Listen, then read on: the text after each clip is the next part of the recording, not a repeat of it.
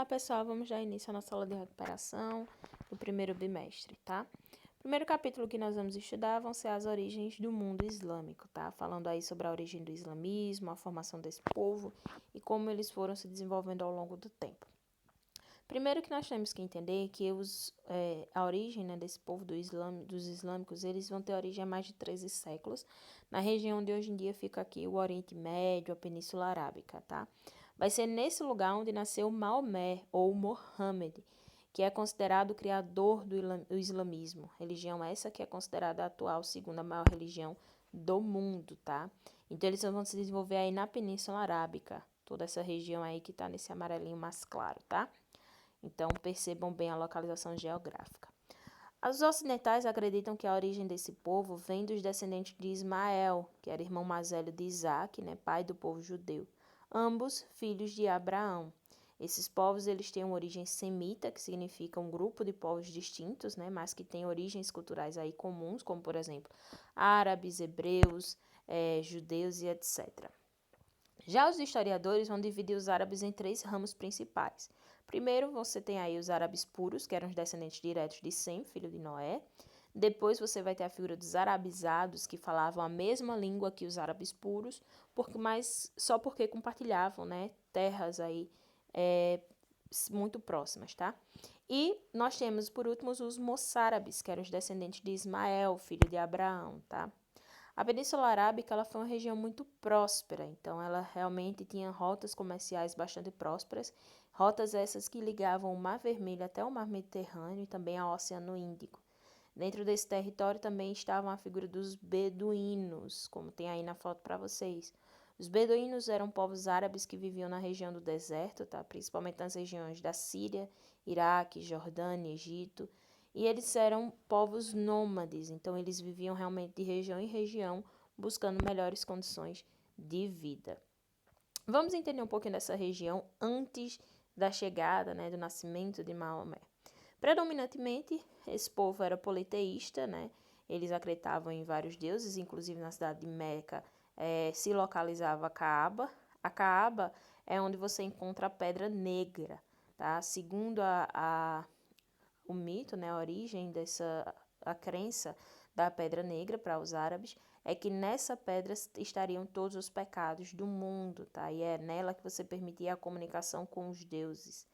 Meca era o centro político, econômico, regional, é uma região extremamente importante até hoje para os árabes, tá?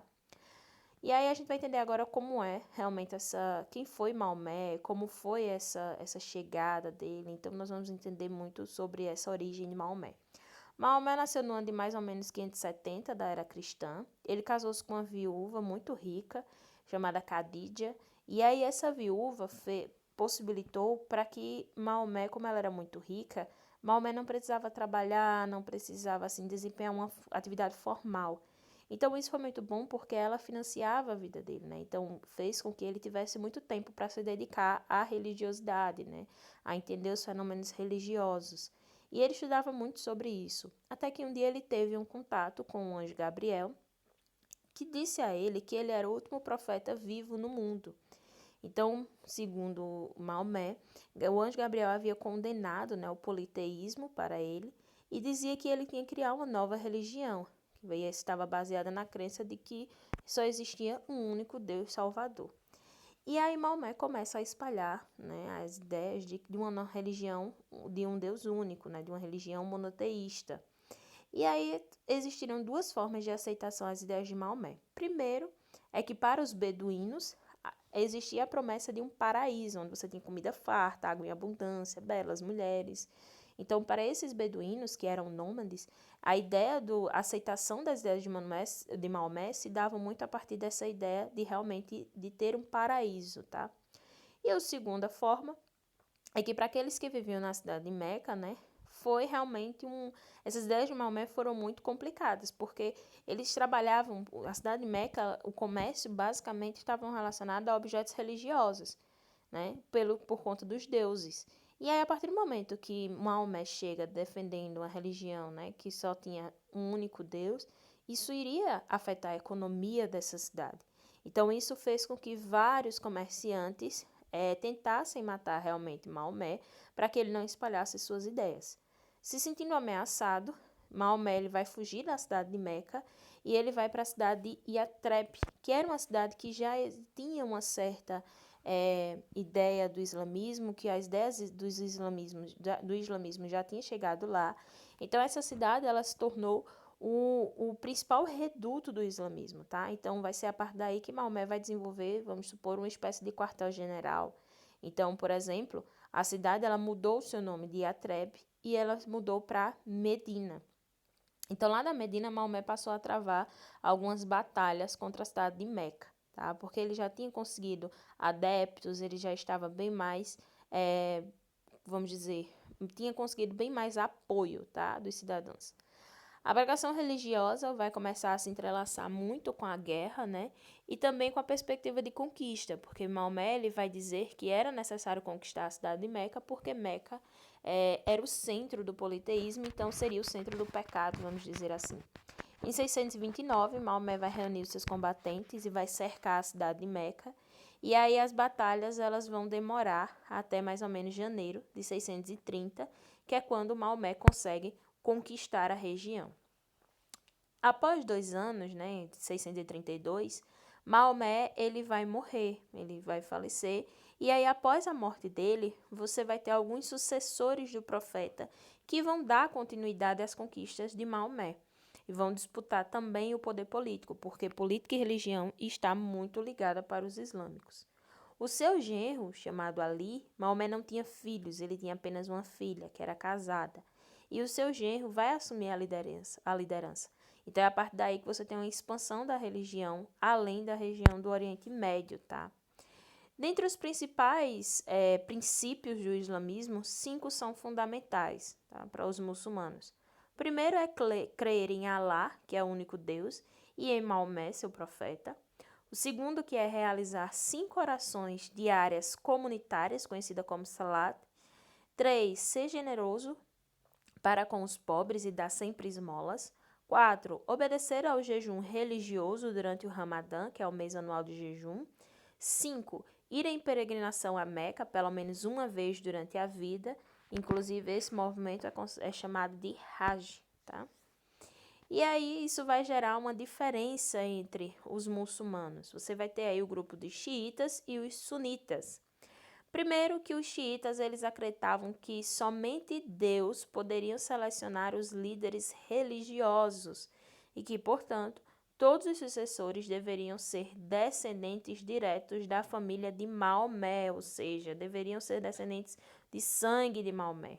Então, eles vão sustentar que Ali, que era primo, né, e genro de Maomé, era o legítimo herdeiro da liderança, porque ele tinha um laço sanguíneo. Essa crença, né, não vou dizer crença, mas esse grupo dos xiitas, eles vão predominar em países como o Irã e também o Iraque. Do outro lado, nós temos aí em oposto os sunitas. Os sunitas eles acreditavam que Maomé não tinha um herdeiro legítimo, ou seja, Maomé não teve filho, só teve uma filha, então ele não poderia ter um herdeiro legítimo. Então eles vão dizer que um líder religioso deveria ser eleito através de votação entre as pessoas da comunidade islâmica. Eles vão afirmar que os seguidores do profeta vão escolher, né, Abu Bakr, que era amigo e conselheiro de Maomé. Esse grupo dos sunitas é o grupo que corresponde a mais ou menos 85% dos muçulmanos, tá? Com a maioria situada na região da Arábia, Egito e também da Indonésia, tá? Alguns livros sagrados, principalmente o Alcorão e a Suna, vão ficar bastante conhecidos para os muçulmanos. O Alcorão é uma espécie de Bíblia para os muçulmanos, então é lá onde você vai ter, onde contém os principais ensinamentos de Maomé. Inclusive, vai ser no Alcorão em que você tem a ideia de que só os parentes de Maomé quem poderiam ser sucessores dele. Ideia essa defendida pelos xiitas, tá? Já na Suna, ela é um livro que vai conter as histórias de Maomé, como se fosse uma biografia, tá? E também as suas revelações. Então, eles vão defender que para a sucessão de Maomé não era preciso ser parente, né? E aí entra a ideia dos seguidores dos sunitas, né? Então, o termo sunitas vem porque eles acreditam na Suna, tá? Então, só para entender isso. Primeiro que a gente precisa entender alguns aspectos culturais, né, dos árabes. Primeiro a questão da cultura, a questão da escrita, como eles vão se desenvolvendo. Então, por exemplo, o alfabeto indo-arábico, que era 1, 2, 3, vão ser trazidos pelos árabes, né? Assim como o uso, que foi muito difundido, do papel no Ocidente, tá? Um livro que é muito conhecido é As Mil e Uma Noites, do autor Omar Khayyam também. Dentre os principais filósofos estão o filósofo Averroes, tá? Eles tinham uma caligrafia bastante elaborada, a sua construção, né, vão ser chamadas de minarats, tá? Vão desenvolver bastante a medicina, os árabes desenvolveram muito a medicina e também vão ser os donos das principais rotas comerciais, né? Além da venda de especiarias extremamente valiosas, tá? Dando continuidade, vamos aí para o capítulo 3, segundo capítulo que vai estar na prova da recuperação da AV1, né, do primeiro bimestre. Então, vamos lá. Então, vamos para cruzadas, crescimento comercial e urbano, tá? Primeiro, a partir do século XI, vão começar a surgir algumas mudanças na técnica de produção agrícola, tá? Então, vai surgir, por exemplo, a charrua, que era basicamente essa carroça aí puxada por bois, para fazer o arado da terra, o moinho, tá? Então, esses vão ser alguns exemplos. Além disso, a higiene pessoal ela vai se desenvolver e isso favoreceu a redução da mortalidade, principalmente porque os feudos, né, não estavam mais brigando entre si para ter uma invasão, para ter mais território. Então, isso facilitou muito a vida dos europeus. Então, por conta disso, houve um crescimento demográfico, ou seja, mais pessoas estavam cada vez mais vivendo na Europa. E a Europa ela foi ficando cada vez mais cheia, mais abarrotada. E isso estava incomodando, porque estava, obviamente, prejudicando a qualidade de vida das pessoas. E aí vão surgir as cruzadas. As cruzadas elas vão ser expedições militares que foram organizadas pela Igreja Católica. Elas vão acontecer entre o século XI e o século XIII, tá? E o objetivo dessas expedições era principalmente conquistar a chamada Terra Santa. A Terra Santa era o modo como os cristãos vão se referir à região da Palestina, que estava ali sob o controle dos muçulmanos, desde 636 d.C. Então, eles vão dizer que era necessário tomar, né, os europeus vão dizer que era necessário tomar, a Igreja Católica principalmente, tomar essa região dos muçulmanos para que eles pudessem criar reinos cristãos na região, tá? Então, vamos continuar aí. Os principais fatores das cruzadas nós temos, no quesito religioso, unir a igreja do Ocidente e do Oriente, né? Eles vão dizer que quem lutasse, né? A Igreja Católica vai dizer que quem lutasse nas cruzadas iria receber o perdão de todos os seus pecados, ou seja, não teria mais purgatório, não iria para o purgatório. Além disso, eles vão dizer que era necessário libertar a Terra Santa dos infiéis, né? Que eram os muçulmanos. Além desses fatores religiosos, temos também os fatores econômicos, como, por exemplo, a saída para o crescimento populacional, ou seja, tinha muita gente na Europa. Se muitas pessoas fossem para as cruzadas, isso iria facilitar, porque ia ficar bem menos gente na Europa. Estabelecer os contatos comerciais, ou seja, o comércio iria se desenvolver mais. As cruzadas no fator econômico também facilitava para que os nobres também se apropriassem de terras no Oriente, né? A necessidade de algumas cidades comerciais europeias, principalmente as cidades italianas, tá? Que tinham muito interesse em ter vantagens, né, para produtos orientais e também pela possibilidade da abertura do mar Mediterrâneo ao comércio. O mar Mediterrâneo era fechado para que realmente só os árabes pudessem, os muçulmanos, né, tivessem acesso. E aí, a partir das cruzadas, os europeus também teriam acesso ao mar Mediterrâneo, tá?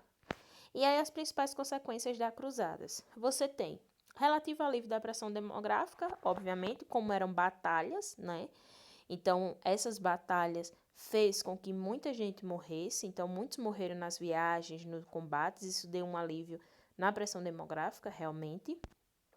Você tem a questão de uma possibilidade de uma forma de vida que não era mais presa à terra, né? Porque agora já tinha o comércio foi se desenvolvendo muito a partir das cruzadas, né?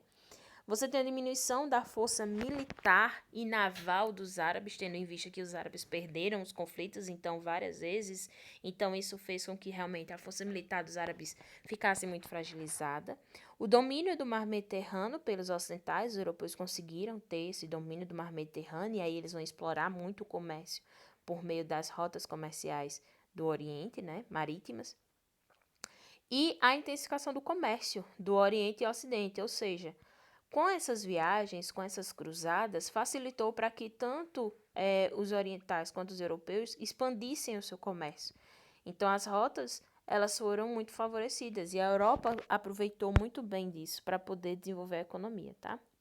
Por conta das cruzadas, que foram essas expedições, né, para realmente libertar a Terra Santa, né, a região da Palestina ali dos infiéis, você tem um incentivo muito grande em relação às feiras medievais. Por quê? Antigamente as feiras medievais só aconteciam nos feudos, mas agora depois das cruzadas elas passaram a acontecer também nas estradas onde os cruzados, né, passavam, que eram as pessoas que iam para a batalha, né, que iam para as cruzadas. Então isso favoreceu muito. Além disso, com a reabertura do Mar Mediterrâneo, os italianos eles conseguiram intensificar muito seu comércio, né? Os comércios de especiarias orientais, como por exemplo canela, cravo, pimenta, sal, essas especiarias, né? Elas foram sendo muito valorizadas e foram muito comercializadas, tá? Além disso, a região dos Flandres vai desenvolver muito a fabricação de tecidos, tá? Novas rotas de comércio elas vão ser estabelecidas, como por exemplo a rota de Champagne, que vai ligar a região dos Flandres às cidades italianas, tá? Então isso favoreceu muito. Além de surgir a figura dos cambistas, que vão promover as trocas, né, entre as moedas regionais. Por quê? Era muito perigoso você viajar com dinheiro assim, né, na bagagem, porque o risco de ser assaltado era muito alto. Então vão surgir a figura dos cambistas. Quem eram cambistas? Os cambistas eram pessoas que trabalhavam com as letras de câmbio. As letras de câmbio elas serviam como se fossem cheques. Então, o nobre ou burguês que fosse lá, né, para pegar uma letra de câmbio, ele dava o valor X de moedas que ele tinha e pegava uma letra de câmbio que valia aquele valor X. Então, por exemplo, ele só poderia recolher em outra cidade o valor da moeda que ele tinha depositado a um cambista se fosse ele próprio, né, com a sua assinatura. Então, isso dificultava muito, inclusive, a questão de assaltos, tá? Outras coisas vão surgir, outras, vamos dizer assim, corporações, né, vão surgir que facilitaram também as produções artesanais para o comércio, porque como o comércio estava muito desenvolvido, então era necessário que os ofícios se desenvolvessem também para agilizar a produção, para que o comércio ele fosse se desenvolvendo, né?